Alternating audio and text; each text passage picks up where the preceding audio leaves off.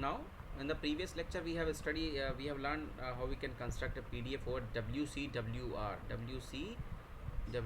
That was odd length palindrome. But अब हमें क्या करना है, we have to construct a PDA for even length palindrome, right?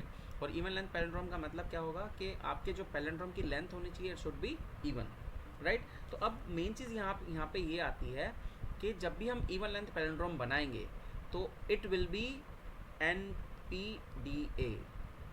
अभी तक जितने भी बनाए वो हमारे क्या थे, DPDA थे, बट यहाँ पे क्या है, NPDA है. NPDA और DPDA में थोड़ा सा डिफरेंस ये होता है कि NPDA में एप्सिलॉन अगर मैं इनपुट लूँ विदाउट एनी इनपुट सिंबल तो ये एक्सेप्टेबल नहीं है. दूसरा क्या है कि जब हम पहले ओड लेंथ पैलिंड्रोम में थे तो WCWR ये था, तो इस W और इस W के बीच में सेपरेटर कौन था, ये वाला C, जिसके बेस पे हम ये रिकॉग्नाइज कर पा रहे थे कि पहले C से पहले वाला स्ट्रिंग हमारा W है और C के बाद वाला स्ट्रिंग हमारा W का रिवर्स है. बट यहाँ पे ऐसी कोई पॉसिबिलिटी नहीं दी गई है. तो यहाँ पे क्या करती है मशीन, ऑटोमेटिकली कंसीडर करके चलती है कि W और WR के बीच में एप्सिलॉन इंक्लूडेड है, तभी वो जाके क्या करता है, स्ट्रिंग को चेंज करता है. समझ में आया? तो आपको ध्यान क्या रखना है कि यहाँ पे जब भी बनेगा वो NPDA बनेगा, क्योंकि यहाँ पे W और WR के बीच में कोई भी सेपरेटर नहीं है. तो मशीन सेपरेट करने के लिए, W और WR को सेपरेट करने के लिए हम क्या इनपुट का यूज करते हैं, एप्सिलॉन का, जहाँ पे it will be similar like WCWR. जैसे आपने WCWR का बनाया वैसे ही किसका बनेगा, WWR का. बस जहाँ पे ट्रांजेक्शन ग्राफ में यहाँ पे ट्रांजेक्शन लिया था C का, बस उस C के रिप्लेसमेंट क्या आ जाएगा, एप्सिलॉन. ये दोनों में डिफरेंस रहेगा, बाकी कोई डिफरेंस नहीं है, राइट? तो देखो हमने क्या बनाया था, मैंने आपको क्या बोला, WCWR, इन दोनों के बीच में सेपरेटर कौन है, C, ठीक है? जो W है और W का रिवर्स के बीच में सेपरेटर है C. बट यहाँ पे क्या होगा, आपको WWR, यहाँ पे सेपरेटर कुछ भी नहीं है. तो यहाँ पे क्या होता है, सपोज को W इज AB, तो यहाँ पे एप्सिलॉन अपने आप से इंक्लूडेड रहता है एंड दिस इज BA. तो देखो लैंग्वेज क्या होगी, सबसे पहले तो क्या एक्सेप्ट होगा, एप्सिलॉन. दूसरा क्या एक्सेप्ट हो सकता है, सिंगल. दूसरा क्या हो सकता है आपका accept, it can be accept epsilon, तो होगा ही होगा क्योंकि वो इवन लेंथ का दे रखा है. दूसरा क्या एक्सेप्ट हो सकता है आपके पास, इवन लेंथ मतलब डबल A एक्सेप्ट हो सकता है, डबल B एक्सेप्ट हो सकता है, ऐसा हो सकता है AB और BA हो सकता है. इस तरीके से आपके क्या रहेंगे, पैलिंड्रोम रहेंगे, राइट? मतलब सारे स्ट्रिंग रहेंगे. अब देखो कैसे बनेगा. सपोज मैं अगर स्टैक ले लेता हूँ, मुझे लेना है AB और BA. तो पहले क्या होगा, जितने भी AB हैं वो सारे के सारे क्या रहेंगे, आप पुश करेंगे, ठीक है? जैसे ये स्ट्रिंग ये स्टार्ट होता है AB, तो आप क्या करोगे, सारे के सारे पहले पुश करोगे. तो जो पुश करने का प्रोसीजर था वो बिल्कुल सेम रहेगा जैसे लास्ट वाले में बनाया था. अब जैसे आपने AB पुश कर दिया और फिर से B आता है, तो आप यहाँ से अब पॉप करना शुरू करोगे. सपोज करो आपके पास स्ट्रिंग है BA और फिर से इसका रिवर्स क्या हो गया, AB, तो ये तो होगा पुश और ये क्या हो जाएंगे, इससे pop.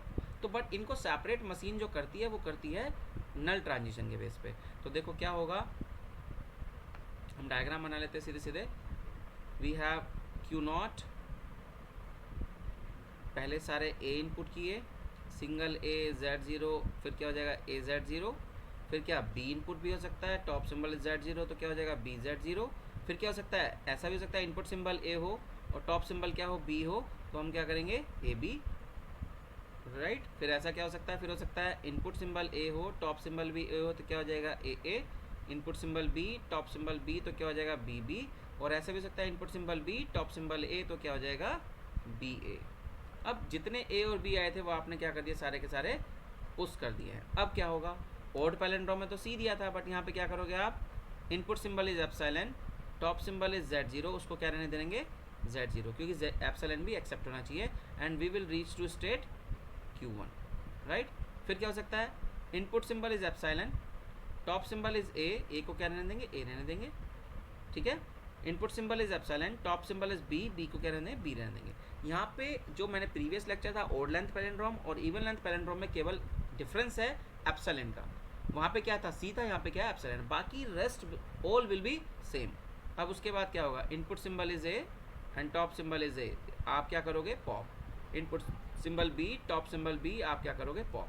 And input symbol is epsilon, top symbol is Z0, तो ये क्या रहेगा हमारा Z0 रहेगा, and we will reach to state Q2, right. Q2 state पे पहुंच जाएंगे।